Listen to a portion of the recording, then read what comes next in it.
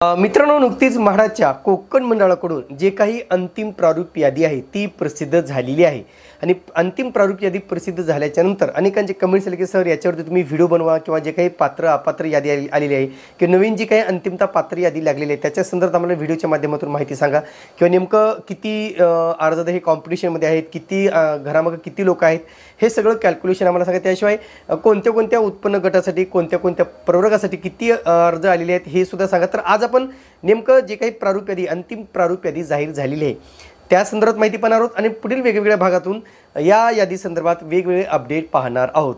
नमस्कार मित्रांनो, कसे आहात सगळे? मजेत ना? स्वागत आहे आपल्या सर्वांचं या यूट्यूब चॅनलवरती ज्याचं नाव आहे RK प्रॉपर्टी न्यूज।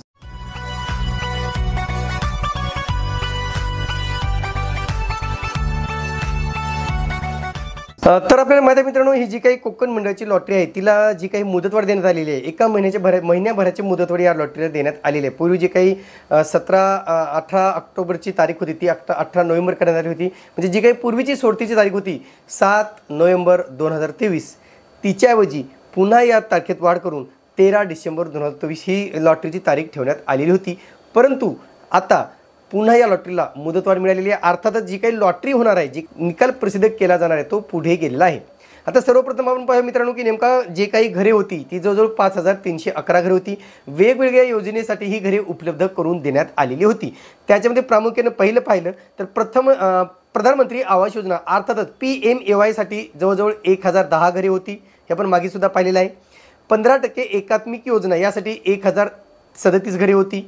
20% सर्वसमक्ष योजना जी अतिशय प्रसिद्ध आहे त्यासाठी 919 घरे उपलब्ध होती आणि त्याशिवाय TV पत्रकार संघाकरिता जवळजवळ 67 घरे उपलब्ध होती। अर्थातच जी काही एकूण लॉटरीसाठी उपलब्ध घरे होती ती होती 3033। लक्षात घ्या, 3033 ही घरे लॉटरीसाठी होती, पण त्याच्यामध्ये सुद्धा पत्रकार बांधवांसाठी जी काही लॉटरी आहे त्याच्यामध्ये फक्त 4च अर्ज आलेले आहेत, म्हणजे 67 घरे होती त्याला 4च अर्ज आले, तिथे लॉटरी होणार नाहीये। म्हणून ती जर 67 घरे वगळली तर सध्या स्पर्धेमध्ये 2966 एवढी घरे उपलब्ध आहेत। लक्षात घ्या, 2966 घरांसाठी आता लॉटरी काढली जाणार आहे, कारण ह्याच्यामध्ये प्रथम येणाऱ्या प्रथम प्राधान्याची जी काही 2278 घरे आहेत ती इथून वगळण्यात आलेली आहेत आणि जे काही प्रथम येणाऱ्या प्रथम प्राधान्य आहे बोळिंज विरार या ठिकाणची योजना घरे विक्री होईपर्यंत सुरू ठेवली जाणार आहे। अर्थातच घरांची पूर्ण विक्री होईपर्यंत ती योजना बंद केली जाणार नाही, त्याचे अर्ज विक्री सुरू राहणार आहे। मग महत्त्वाचं कॉम्पिटिशन कुठे आहे तर आता नेमकं जर अर्जाची संख्या पाहिली, आता जी काही अंतिम प्रारूप यादी आहे मित्रांनो, पूर्वीची जी काही प्रथम प्रारूप यादी जाहीर झाली होती त्याच्यानंतर सुद्धा अनेक कमेंट्स आले होते, पण आम्ही त्यावेळेस फायनल असं कन्क्लुजन काढू शकत नव्हतो, कारण जोपर्यंत अंतिम जी काही प्रारूप यादी आहे तो जोपर्यंत जाहीर होत नाही तोपर्यंत त्याच्यावरती भाष्य करणं योग्य ठरत नव्हतं। म्हणून आम्ही त्याच्यावरती जास्त काही व्हिडिओज बनवलेले नाही आहे, कारण पहिली जी प्रारूप यादी होती त्याच्यामध्ये जे काही अर्ज आहे टोटल एकूण ऑनलाईन अर्ज आले होते मित्रांनो 30,687। त्याच्यापैकी अनामत रक्कम भरलेणाऱ्या अर्जांची संख्या 24,304, म्हणजे 24,304 ह्यांनी अनामत रक्कम भरलेली होती। पण त्याच्यापैकी जवळजवळ पात्र ठरण्याची संख्या फक्त 22,590 एवढीच होती आणि अपात्र ठरण्याची संख्या होती 1,713। पण आता या अंतिम यादीमध्ये जवळजवळ 1,410 अर्जदार पात्र ठरलेले आहेत आणि आता ते कुठेतरी सोडतीमध्ये समाविष्ट केले जाणार आहेत, किंवा मग आता फक्त 1,713 पैकी 304 अर्जदार हे अपात्र ठरलेले आहेत। म्हणजे साधारणतः 304 ही संख्या ठीक आहे म्हणा, पण 304 हे आता अपात्र ठरलेत। म्हणून स्पर्धेसाठी किती आहेत तर नव्याने 1,410 अर्जदार जे अपात्र होते ते पात्र झालेले आहेत आणि पूर्वीचे 22,590 असे एकूण 24,000 अर्जदार या लॉटरीसाठी अंतिमतः पात्र ठरलेले आहेत।